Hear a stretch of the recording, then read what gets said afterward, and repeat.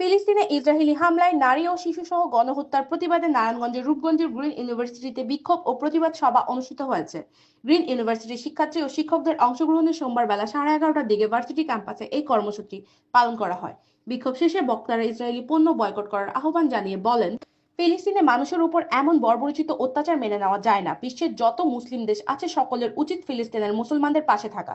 American president Donald ট্রাম্পকে বহিষ্কারের দাবি জানাচ্ছি। ফিলিস্তিনে এত নির্মম হত্যাকাণ্ড চলছে, তারপরও জাতিসংঘের নীরব থাকায় আমরা তীব্র নিন্দা ও প্রতিবাদ জানাচ্ছি। আমাদের দেশের ইসরায়েলি যত পণ্য রয়েছে সকল পণ্যকে বয়কট ও নিষিদ্ধর দাবি জানাচ্ছি। বিক্ষোভ শেষে নামাজ পড়ে সবার জন্য দোয়া করেন শিক্ষার্থীরা।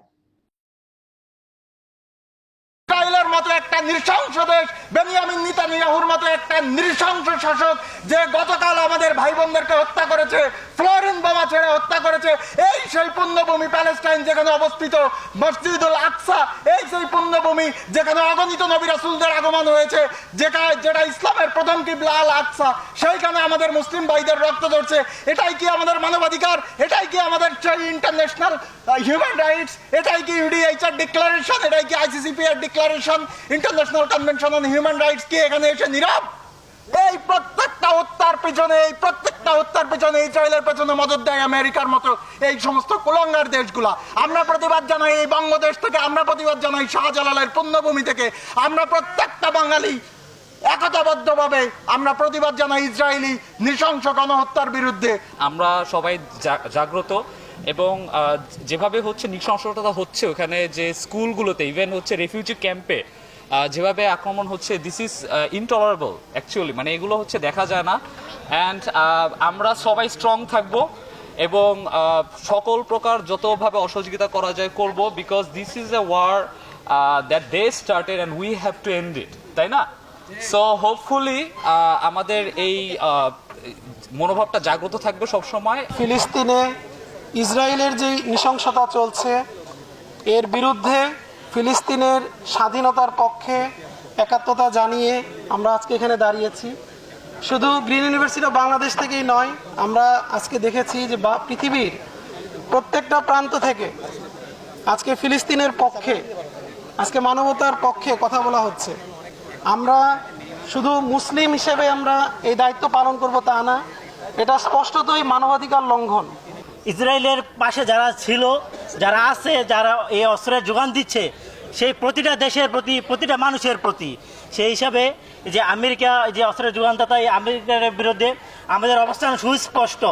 আপনারা ইতিহাস ঘাটলে দেখবেন যে আমেরিকা যে দেশে পা রাখছে সে দেশ আর দেশ নাই, সে দেশে একটা ধ্বংসযোগ্য হয়ে গেছে।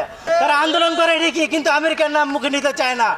তারা ফিলিস্তিনের পাশে থাকে ঠিকই, কিন্তু আমেরিকার বিরুদ্ধে যাইতে চায় না। আমাদের এই ডাবল স্ট্যান্ডার্ড মেন্টালিটি থেকে বের হয়ে আসতে হবে। আমাদের সরাসরি ইসরায়েল এবং আমেরিকার বিপক্ষে দাঁড়াতে হবে। আজ পর্যন্ত পৃথিবীতে মুসলমানদের রক্ত পান করে কোনো জাতি নিরাপদ থাকতে পারে নাই। মধ্যযুগের আতঙ্ক, চেঙ্গিস খান বাহিনী নিরাপদ থাকতে পারে নাই। মধ্যযুগের আতঙ্ক, ক্রুসেডাররা কিন্তু নিরাপদ থাকতে পারে নাই। আপনারা জানেন আমাদের পার্শ্ববর্তী রাষ্ট্র ভারতে মুসলমানদের ধর্মীয় যে জায়গাগুলো দান করা হয় ওয়াকফ বোর্ড, সেই ওয়াকফ বোর্ডের সম্পত্তি কিন্তু দখল করার পায়তারা চলতেছে। আমরা এখান থেকে সেইটারও নিন্দাবাদ জানাই। সো আমাদের একটাই দাবি থাকবে, আমরা শুধুমাত্র মুখেই বলবো না, দাবি করব এবং আমরা কাজও করব। আমরা ওয়ারফিল্ডে যেতে পারতেছি না, আমাদের ভাইদেরকে যতটুকু সহযোগিতা করতে পারি আমরা ইকোনমিক্যালি সহযোগিতা করি। আমরা বয়কট করি ইসরায়েলের সকল শেয়ারের প্রোডাক্ট। মার্কেটে অবভিয়াসলি অনেক বিকল্প প্রোডাক্ট আছে, আমরা সেগুলো কনজিউম করব এবং ইসরায়েলের শেয়ার সকল প্রোডাক্টকে বয়কট করার আহ্বান জানাচ্ছি। অলরেডি বলে গিয়েছে আমরা ফিল্ডে যেতে পারছি না, কিন্তু ইকোনমিকভাবে আমরা তাদেরকে হেল্প করতে পারি। যেমন ইসরায়েলের যত প্রোডাক্ট, সেগুলো আমরা মানে সবাইকে আমি এই প্রোডাক্টগুলো বর্জন করার জন্য বিনীতভাবে অনুরোধ করছি। আমাদের অনেক শিক্ষক, অনেক শিক্ষিকা, আমাদের অনেক ছাত্র জনতা অনেক কথা বলেছেন। আমি ছোট্ট কিছু কথা বলে শেষ করে দিব। এগুলো দেন।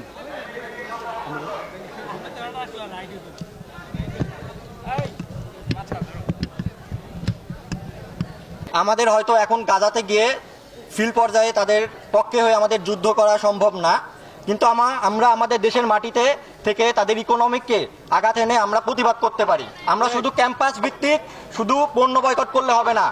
আমাদের এখানে যত শিক্ষার্থীরা আছেন আমি সবাইকে বলতে চাই, আপনাদের এলাকায়, পাড়া মহল্লায়, সমস্ত জায়গায় আপনাদের নিজেদের এলাকায় প্রতিবাদ গড়ে তুলুন। সকল দোকান থেকে যত ইসরায়েলি পণ্য আছে সকল পণ্য বয়কট করুন। আমরা পণ্য বয়কট করে আমরা তাদের ইকোনমিকে আঘাত এনে সব থেকে বড় প্রতিবাদ করতে পারি।